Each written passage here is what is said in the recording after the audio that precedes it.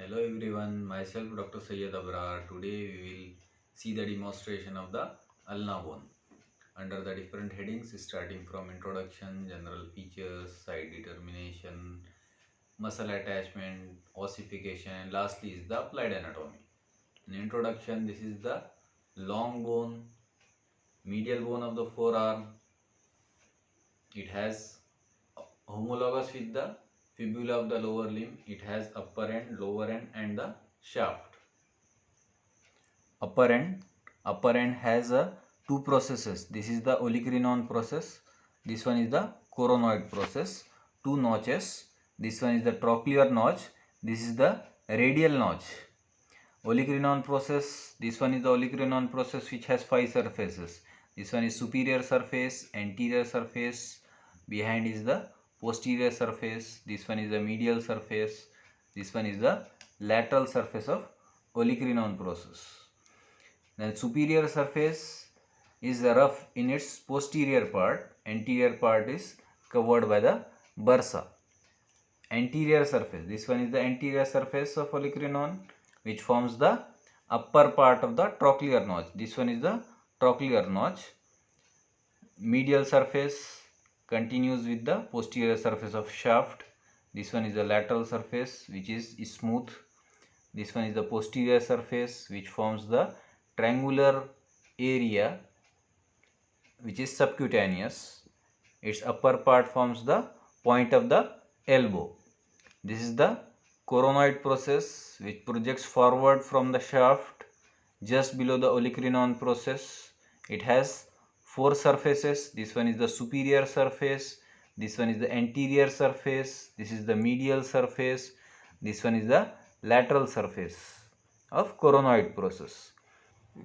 Superior surface forms the lower part of the trochlear notch. Anterior surface is rough in its upper part which is triangular in shape. Its lower part forms the ulnar tuberosity. Medial part or medial surface of coronoid process continues with the medial surface of the shaft. This one is the lateral surface of coronoid. In the upper part it forms the radial notch. This one is the radial notch. The margins of the radial notch gives attachment to the annular ligament.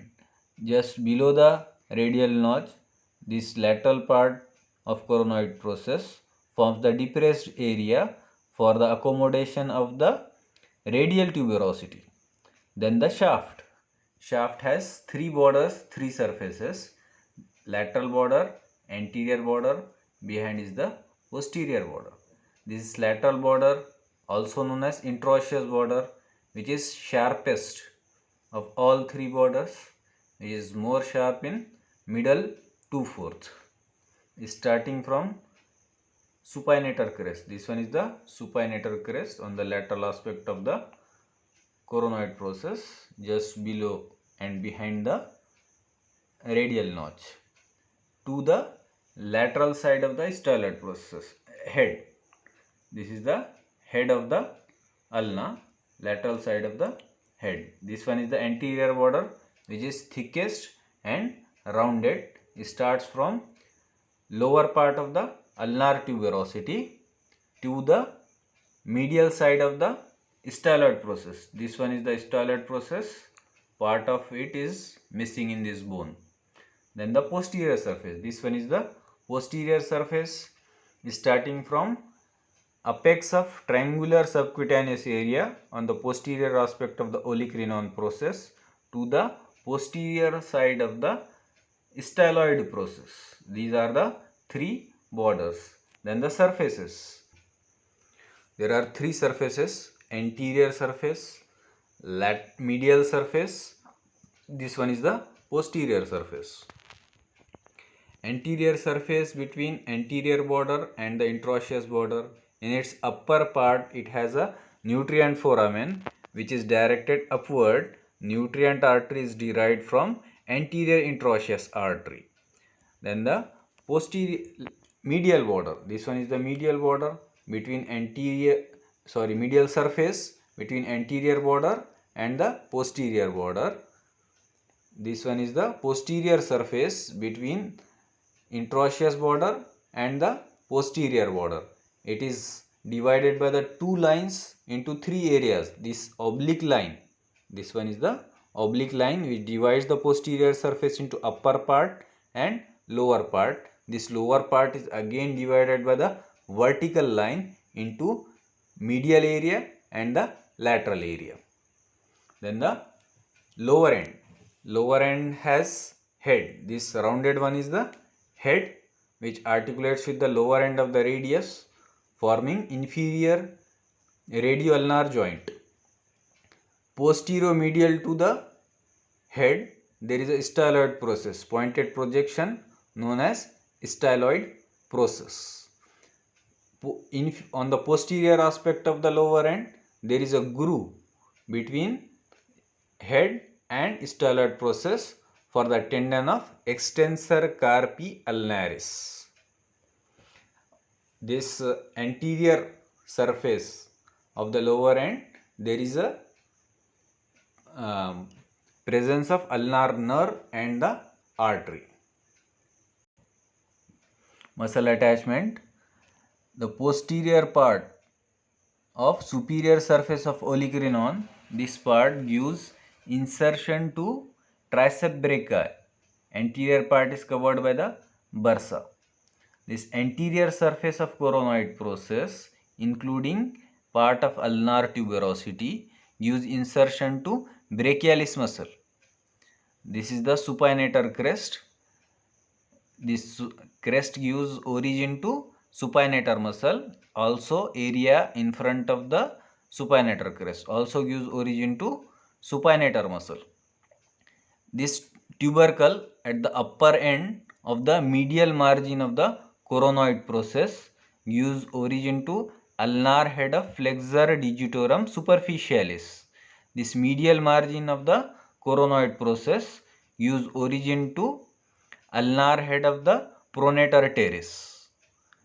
Then the flexor digitorum profundus arises from upper 2/3 of anterior surface and medial surface.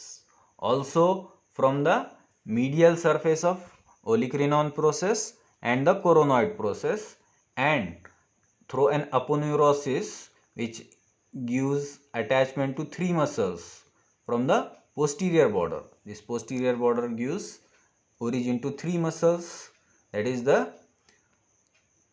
flexor carpi ulnaris, extensor carpi ulnaris, and the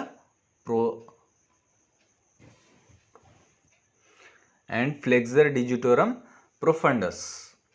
Then lower part of anterior surface, this oblique line gives origin to pronator quadratus muscle. On the posterior aspect, lateral part of the posterior surface from above downward gives origin to three muscles: abductor pollicis longus, extensor pollicis longus, extensor indicis.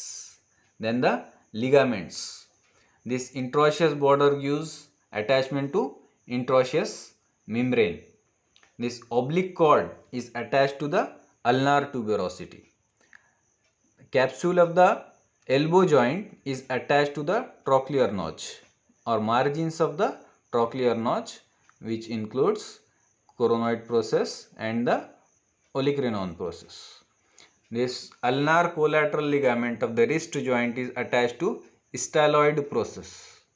Articular disc of the inferior radioulnar joint is attached just lateral to the styloid process. This radial notch gives at anterior and posterior margin of the radial notch gives attachment to the annular ligament. Ossification. This ulna ossifies from one primary center, two secondary center, one primary center for the shaft and most of the upper end, which appears during 8 weeks of intrauterine life. One secondary center for the superior part of the olecranon process, which fuses as a crest-like epiphysis, which appears during 10th year, fuses with the rest of the bone during 16 years. Lower end ossifies from secondary center, which appears during 5th year, fuses with the shaft during 18 years.